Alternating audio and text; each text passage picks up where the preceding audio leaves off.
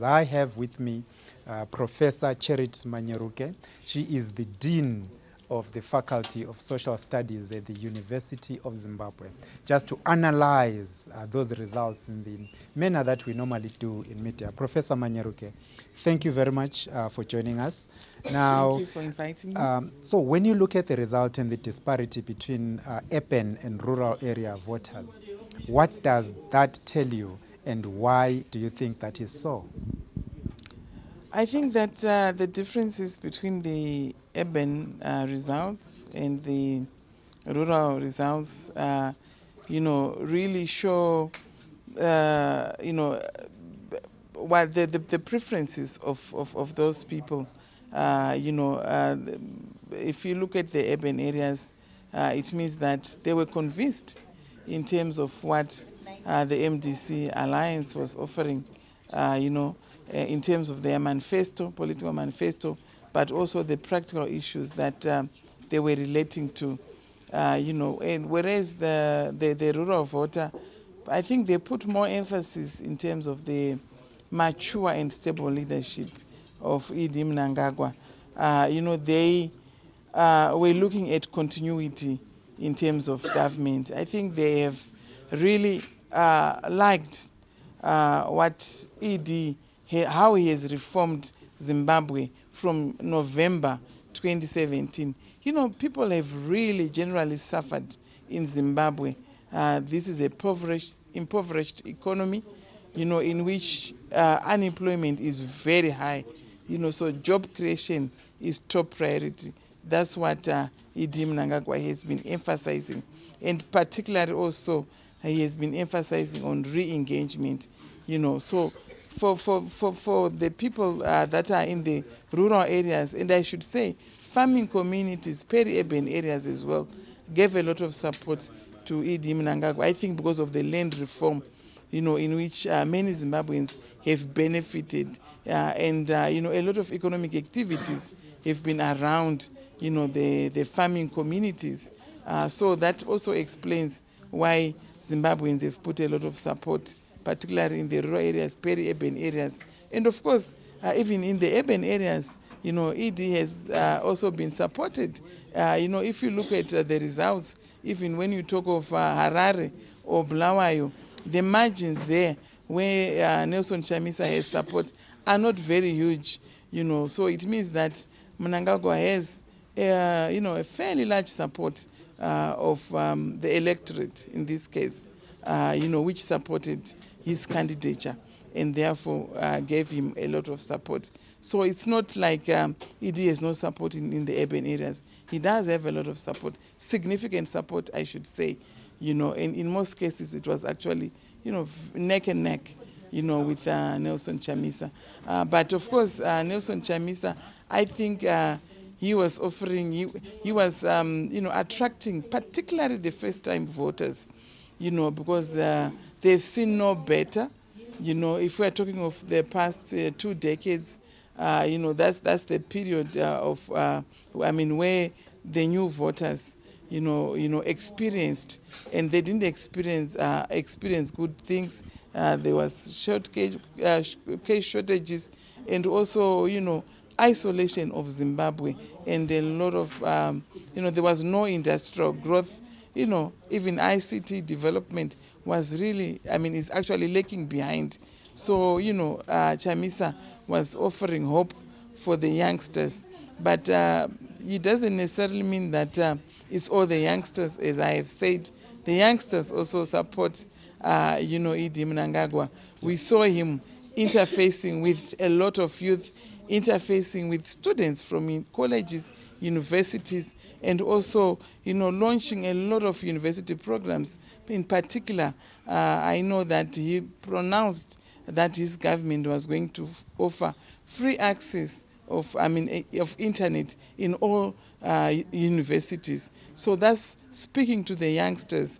And in particular, you also looked at the issue of offering scholarships, and also, engaging investors like Liquid Telecom, to invest in higher and tertiary education. But what gives youngsters hope under ED is the issue of job creation. and industrialization. And already, you know, I think he got support from the youngsters. Those few that supported him were looking at the more than 20 billion, which has already been committed by foreign investors. You know, so I think these youngsters that voted for it, were voting for hope and practical hope that they have seen, you know. So they have also, you know, they also like to interact with the global village. You know, just ED going to Davos, you know, I'm sure got him a lot of support across the entire population. I remember that he held a town hall meeting, you know, with the youth, you know, and I'm sure, you know, he got his lot of support from the youth because of that. And also that Zimbabwe as a government is also written to join the Commonwealth. It gives a lot of youngsters hope, because you remember, if you know, I mean, you know that Commonwealth has a lot of educational programs, you know, a lot of developmental programs, you know, so that re-engagement path that ED has set gave, I'm sure, him a needed advantage over Nelson Chamisa. Right. If you look at the manifestos of both political parties, ZANU-PF and the MDC alliance, there will be people that can argue intellectually that the MDC alliance manifesto was actually one that would have hurt the urban voter, because this is where the majority of the people in the informal sector are. And they were proposing to informalize or to formalize the informal sector and then improve the revenue collection through the 15% tax across the board. But it is the urban voter that was going for Nelson Chamisa, whereas the ZANU-PF manifesto was aimed mainly at that urban voter, an attempt to attract them. The issues you are talking about, all this investment, the job creation, all kind of centering around the urban voter, which is an irony in the way that the vote is actually gone. So do you think manifestos still have a place in an election in a country like Zimbabwe? Manifestos still has a place, but I would want to say that if you look at the MDC Alliance manifesto and the ZANU-PF manifesto, there were a lot of convergences, you know, than divergences, because they were looking at real issues that are facing the country. They were all looking at job creation. They were all looking at modernizing, you know, Zimbabwean infrastructure. But what has been important is the issue of, you know, consistency in terms of messaging. You know, I'm sure the MDC Alliance might have confused their, supporters when they, at one point, they said they are in the elections. At some point, they said they are out. Then last minute, they said they are in the elections. So that alone, consistency in terms of your campaign message was very, very important. And MDC might have lagged behind in terms of that consistency. But also, you know, when you talk of re-engagement, MDC Alliance was also talking of re-engagement. ZANU-PF was also emphasizing on re-engagement. But ZANU-PF had an added advantage because they actually practically, you know, because it's the government, the ruling party, you know, that actually then extended their hand to re-engage, you know, the international community in a practical way. Whereas when you look at the MDC Alliance, they were talking, for example, about, you know, that they would cut contracts with some countries such as China when they get into power, you know, and that is not consistent with how the world generally is behaving in terms of international relations. Even USA, European Union is engaging China. So when you already show such inconsistencies in terms of your messaging, that you want to create jobs, but you also want to cut contracts with with some percentages or sections of international capital, you know, it creates you know, doubts, you know, in terms of are you really serious about engagement? But also the issue of you know, temper, you know, as leaders is very important. when I remember watching a video of Nelson Chamisa actually threatening people in his own rally that they should stop behaving in the manner in which they were behaving.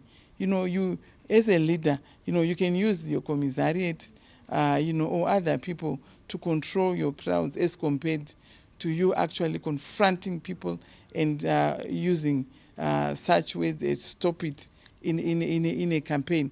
For Zimbabwe, I think it's a bit traumatizing having gone through, what also Grace Mugabe was doing, at rallies, using the same language. So people want I think they voted for maturity in terms of the leadership.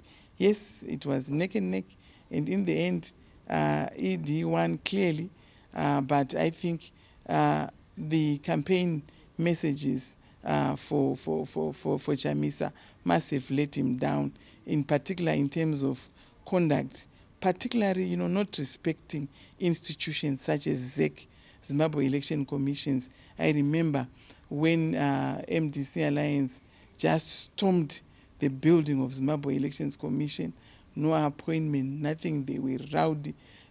People are looking at that and they are asking themselves, is this the kind of leadership which can take Zimbabwe forward? And I am sure that the Zimbabweans that would want Zimbabwe to be peaceful, a progressive nation that is engagement, that is consultative in nature, have rejected a leadership that is rowdy, but a leadership that can sit down on the table to understand issues that are facing the nation and be able to dialogue, consult, and move forward together as a nation. Right. One thing that surprised a lot of people was the parliamentary result. Now, why do you think there was that wide margin?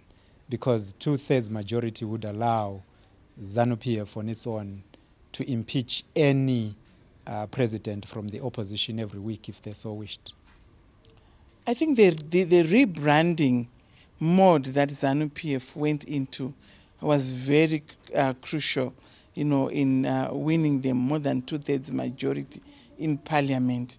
I saw ZANU-PF going on a rebranding, mode in which they, looking at transformation, whereby even their messaging, they were giving a lot of hope that they are now into this new Zimbabwe, where if you are looking at corruption, they spoke of anti-corruption drive, not only to the generality of Zimbabweans, but even within the party. I remember, at one women's assembly